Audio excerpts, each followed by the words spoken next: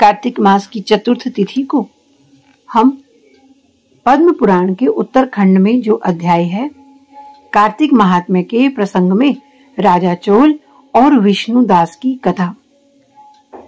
तो कथा में प्रवेश करने से पहले 2 मिनट भगवान नाम संकीर्तन मिलजुल कर आनंद के साथ करते हैं। हरे राम राम राम हरे हरे, हरे कृष्ण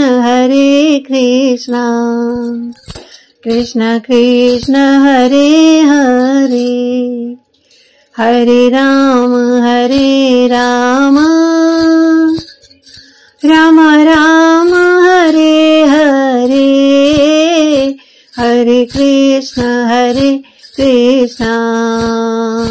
कृष्ण कृष्ण हरे हरे, हरे राम राम राम हरे हरे, हरे कृष्ण कृष्ण कृष्ण हरे हरे, हरे राम राम राम हरे हरे, हरे कृष्ण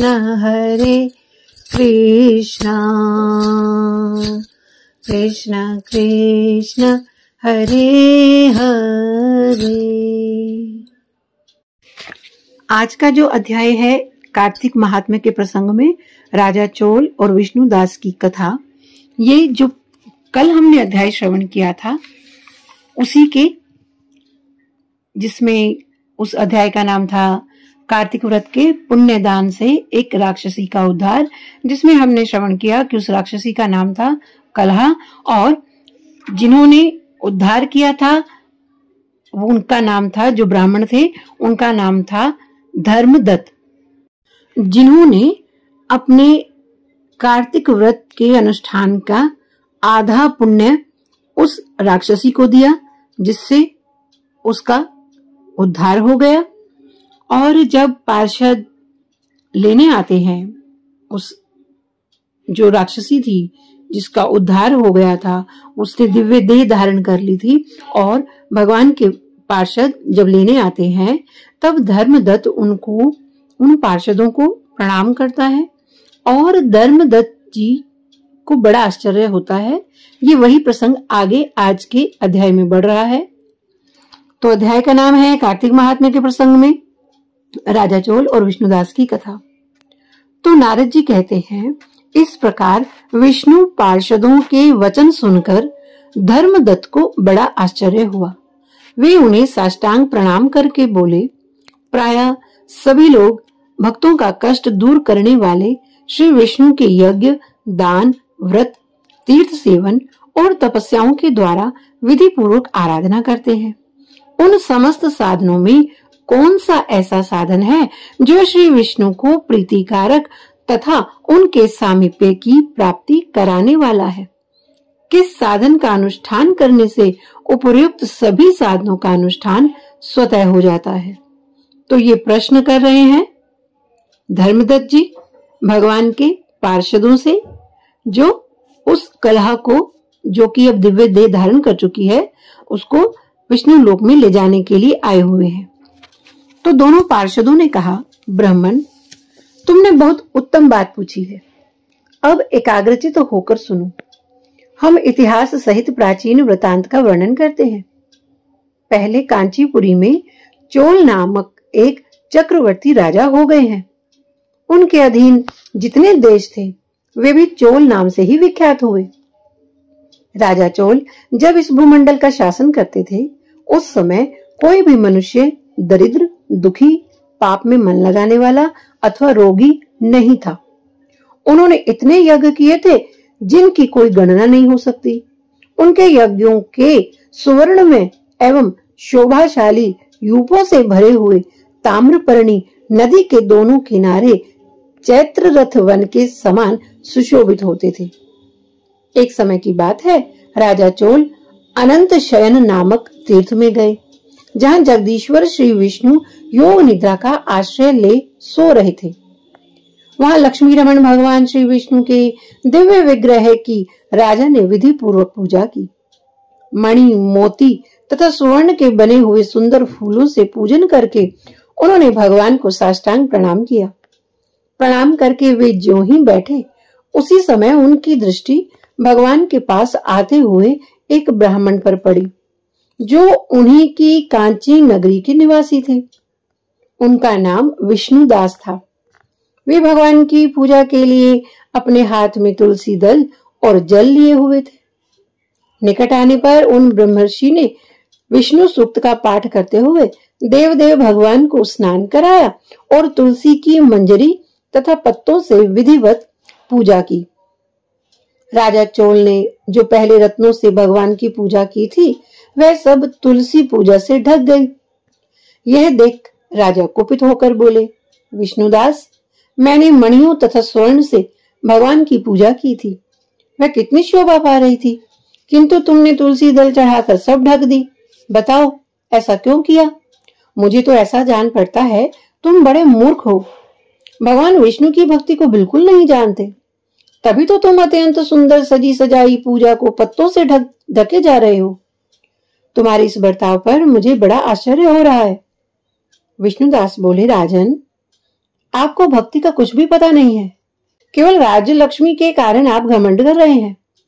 बताइए तो, आज से पहले आपने कितने वैष्णव व्रतों का पालन किया है? राजा ने कहा, ब्राह्मण, यदि तुम विष्णु भक्ति से अत्यंत गर्व में आकर ऐसी बात करते हो, तो बताओ तुमने कितनी भक्ति की है? तुम तो दरिद्र हो, निर्धन हो। तुमने श्री विष्णु को संतुष्ट करने वाले यज्ञ और दान आदि कभी नहीं किए हैं, तथा पहले कहीं कोई दिवाले भी नहीं बनवाया है। ऐसी दशा में भी तुम्हें अपनी भक्ति का इतना घमंड है। अच्छा, तो आज यहाँ जितने भी श्रेष्ठ ब्राह्मण उपस्थित हैं, वे सभी कान खोलकर मेरी बात सुन लें। देखना है मैं पहले भगवान विष्णु का दर्शन पाता हूँ या यह ब्राह्मण। इससे लोगों को स्वयं ही ज्ञात हो जाएगा कि हम दोनों में से किसमें कितनी भक्ति है। दोनों पार्षद बोले, ब्राह्मण, यह कहकर राजा चोल अपने राजभवन को चले गए और उन्होंने महर्षि मुद्गल को आचार्य बनाकर वैष्णव यज्ञ का अनुष्ठान आरंभ किया, जिसमें बहुत से ऋषियों का समुदाय एकत्रित हुआ। बहुत सा धन खर्च किया गया और प्रचुर दक्षिणा बांटी गई। जैसे पूर्व काल में गया क्षेत्र के भीतर ब्रह्मा जी ने समृद्धिशाली यज्ञ का अनुष्ठान किया था, उसी प्रकार राजा चोल ने भी महान यज्ञ आरंभ किया। उधर विष्णुदास भी वहीं भगवान के मंदिर में ठहर गए और श्री विष्णु को संतुष्ट करने वाले शास्त्रोक्त नियमों का भली भांति पालन करते हुए सदा ही व्रत का अनुष्ठान करने लगे। माघ और कार्तिक के व्रत, तुलसी के बगीचे का भली भांति पालन, एकादशी का व्रत, द्वादशाक्षर मंत्र का जप तथा गीत नृत्य आदि मांगलिक उत्सवों के साथ षोडशोपचार द्वारा प्रतिदिन श्री विष्णु की पूजा, यही उनकी जीवनचर्या थी। वे इन्हीं व्रतों का पालन करते थे। चलते, खाते और सोते समय भी उन्हें निरंतर श्री विष्णु का स्मरण बना रहता था। वे समदर्शी थे और संपूर्ण प्राणियों में भगवान विष्णु को स्थित देखते थे। उन्होंने भगवान विष्णु के संतोष के लिए उद्यापन विधि सहित माघ और कार्तिक के विशेष विशेष नियमों का भी सर्वदा पालन किया। इस प्रकार राजा चोल और विष्णुदास दोनों ही भगवान विष्णु की आराधना करने लगे। दोनों ही अपने अपने व्रत में स्थित रहते थे। दोनों की इंद्रियां और दोनों के ही कर्म भगवान में ही केंद्रित थे। एक दिन की बात है, विष्णुदास ने नित्य कर्म करने के पश्चात भोजन तैयार किया, किंतु उसे किसी ने चुरा लिया। चुराने वाले पर किसी की दृष्टि नहीं पड़ी। विष्णुदास ने देखा भोजन गायब है, फिर भी उन्होंने दोबारा भोजन नहीं बनाया, क्योंकि ऐसा करने पर सायंकाल की पूजा के लिए अवकाश नहीं मिलता।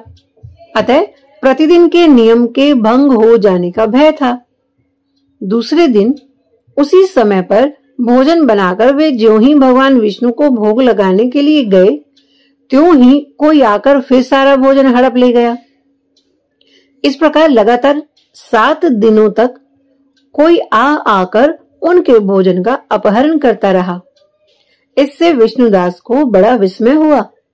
वे मन ही मन इस प्रकार विचार करने लगे, अहो, ये कौन प्रतिदिन आकर मेरी रसोई चुरा ले जाता है। मैं क्षेत्र संन्यास ले चुका हूँ, अतः अब किसी तरह इस स्थान का परित्याग नहीं कर सकता। यदि दोबारा बनाकर भोजन करूं तो सायंकाल की यह पूजा कैसे छोड़ दूं। कोई सा भी पाक बनाकर मैं तुरंत भोजन तो करूंगा ही नहीं, क्योंकि जब तक सारी सामग्री भगवान विष्णु को निवेदन न कर लूं तब तक मैं भोजन नहीं करता। प्रतिदिन उपवास करने से मैं इस व्रत की समाप्ति तक जीवित कैसे रह सकता हूँ। अच्छा, आज मैं रसोई की भली भांति रक्षा करूंगा। यूं सोचकर भोजन बनाने के पश्चात वे वहीं कहीं छिपकर खड़े हो गए। इतने में ही एक चांडाल दिखाई दिया, जो रसोई का अन्न हड़प ले जाने को तैयार खड़ा था। भूख के मारे उसका सारा शरीर दुर्बल हो रहा था। मुख पर दीनता छा रही थी। शरीर में हाड़ और चाम के सिवा और कुछ बाकी नहीं बचा था। उसे देखकर श्रेष्ठ ब्राह्मण विष्णुदास का हृदय करुणा से व्यथित हो उठा। उन्होंने भोजन लेकर जाते हुए चांडाल पर दृष्टि डाली और कहा, भैया जरा ठहरो ठहरो, क्यों रूखा सूखा खाते हो, ये घी तो ले लो। इस तरह बोलते हुए विप्रवर विष्णुदास को आते देख चांडाल बड़े वेग से भागा और भय से मूर्छित होकर गिर पड़ा। चांडाल को भयभीत और मूर्छित देख द्विज श्रेष्ठ विष्णुदास वेग से चलकर उसके पास पहुंचे और करुणावश अपने वस्त्र के किनारे से उसको हवा करने लगे। तदनंतर जब वह उठकर खड़ा हुआ तो विष्णुदास ने देखा वह चांडाल नहीं, साक्षात भगवान नारायण ही शंख चक्र और गदा धारण किए सामने विराजमान है। कटी में पीतांबर, 4 भुजाएं, हृदय में श्री वत्स का चिन्ह तथा मस्तक पर किरीट शोभा पा रहे हैं। अलसी के फूल की भांति श्याम सुंदर शरीर और कौस्तुभ मणि से जगमगाते हुए वक्षस्थल की अपूर्व शोभा हो रही है। अपने प्रभु को प्रत्यक्ष देखकर द्विज श्रेष्ठ विष्णुदास सात्विक भावों के वशीभूत हो गए। यहाँ सात्विक भाव का बड़ा सुंदर वर्णन किया गया है। सात्विक भाव का अर्थ है कि प्रेम की प्रगाढ़ावस्था में होने वाले 8 प्रकार के अंग विकारों को जो सत्व गुण की प्रेरणा से प्रकट होते हैं सात्विक भाव कहलाते हैं। उनके नाम ये हैं: स्तंभ, स्वेद, रोमांच, स्वरभंग, कंप, विवरणता, आंसू और प्रलय। तो अपने प्रभु को प्रत्यक्ष देखकर द्विजश्रेष्ठ विष्णुदास सात्विक भावों के वशीभूत हो गए। वे स्तुति और नमस्कार करने में भी समर्थ ना हो सके। उस समय वहां इंद्र आदि देवता भी आ पहुंचे। गंधर्व और अप्सराएं गाने और नाचने लगी। वह स्थान सैकड़ों विमानों से भर गया और देवर्षियों के समुदाय से सुशोभित होने लगा। चारों ओर गीत और वाद्यों की ध्वनि छा गई। तब भगवान विष्णु ने सात्विक व्रत का पालन करने वाले अपने भक्त विष्णुदास को छाती से लगा लिया और उन्हें अपने ही जैसा रूप देकर वे वैकुंठ धाम को ले चले। उस समय यज्ञ में दीक्षित हुए राजा चोल ने देखा विष्णुदास एक सुंदर विमान पर बैठकर भगवान विष्णु के समीप जा रहे हैं। विष्णुदास को वैकुंठ धाम में जाते देख राजा ने तुरंत ही अपने गुरु महर्षि मुद्गल को बुलाया और इस प्रकार कहना आरंभ किया। राजा बोले, जिसके साथ लाग डांट होने के कारण मैंने यह यज्ञ दान आदि कर्म का अनुष्ठान किया है, वे ब्राह्मण आज भगवान विष्णु का रूप धारण करके मुझसे पहले ही वैकुंठ धाम में जा रहा है। मैंने इस वैष्णव याग में भली भांति दीक्षित होकर अग्नि में हवन किया और दान आदि के द्वारा ब्राह्मणों का मनोरथ पूर्ण किया, तथापि अभी तक भगवान मुझ पर प्रसन्न नहीं हुए और इस ब्राह्मण को केवल भक्ति के ही कारण श्री हरि ने प्रत्यक्ष दर्शन दिया है। अतः जान पड़ता है भगवान विष्णु केवल दान और यज्ञों से प्रसन्न नहीं होते। उन प्रभु का दर्शन कराने में भक्ति ही प्रधान कारण है। दोनों पार्षद कहते हैं, यूं कहकर राजा ने अपने भांजे को राज्य सिंहासन पर अभिषिक्त कर दिया। वे बचपन से ही यज्ञ की दीक्षा लेकर उसी में संलग्न रहते थे, इसलिए उन्हें कोई पुत्र नहीं हुआ। यही कारण है कि उस देश में अब तक भांजे ही सदा राज्य के उत्तराधिकारी होते हैं।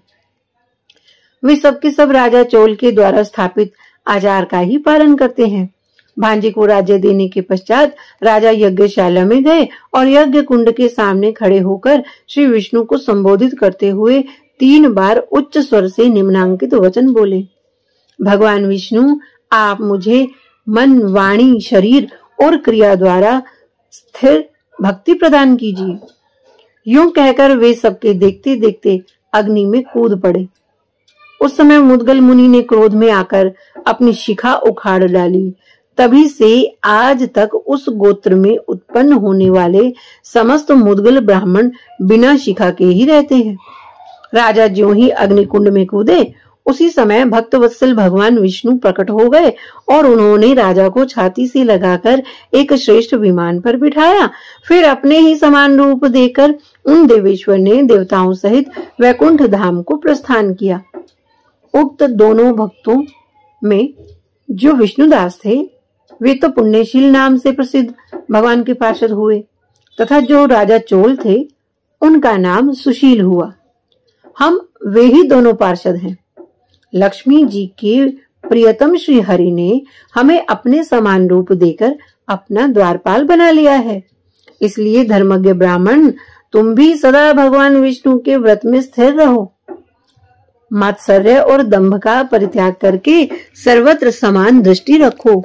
तुला, मकर और मेष की संक्रांति में सदा प्रातः स्नान किया करो। एकादशी के व्रत में लगे रहो और तुलसी वन की रक्षा करते रहो।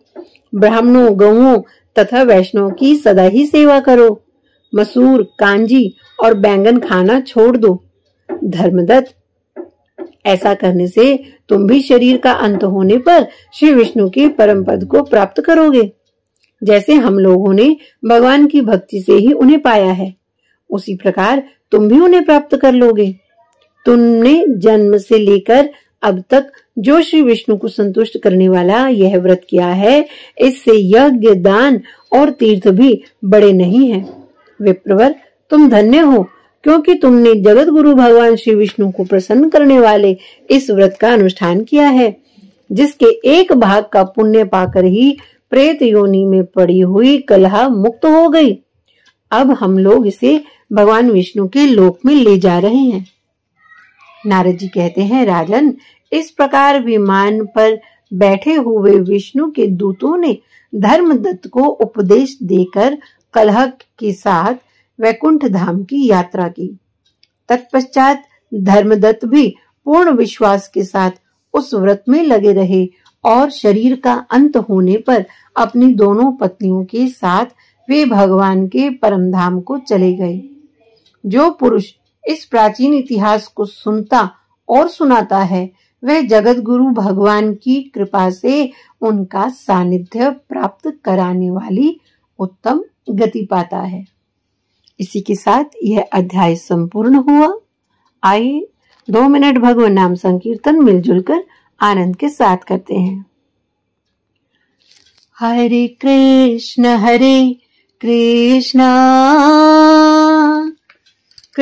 कृष्ण हरे हरे, हरे राम राम राम हरे हरे, हरे कृष्ण कृष्ण कृष्ण हरे हरे, हरे राम राम राम हरे हरे, हरे कृष्ण कृष्ण कृष्ण हरे हरे, हरे राम